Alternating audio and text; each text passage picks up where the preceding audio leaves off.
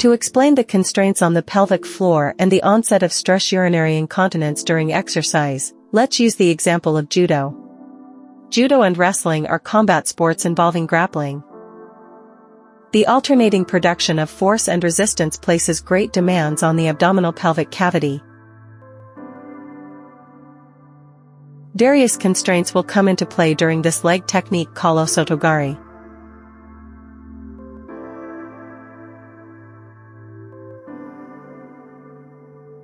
The two judokas will apply opposing forces, one to reap the opponent's leg and the other to resist or even try to reap in the other direction.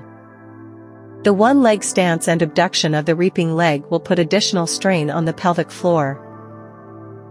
Finally, the action of the arms and trunk flexion will accentuate the impact on the abdominopelvic cavity. Stress urinary incontinence in these sports is essentially due to high intra-abdominal pressure, particularly with numerous trunk flexion movements.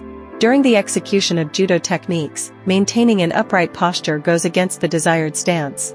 These techniques are often performed in apnea, which increases intra-abdominal pressure but is necessary for maximum effort. While one would typically aim to work on exhaling during such movements, it may be impractical during actual combat. Without the automated contraction of the transverse and the pelvic floor muscles, here on the left, repeated straining can lead to stress urinary incontinence.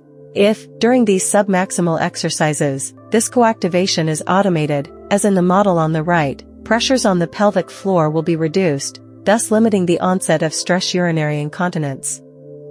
Working on anticipatory postural adjustments during technical movements or warm-ups is essential. The aim is to hope to automate this co-contraction during more intense exercises.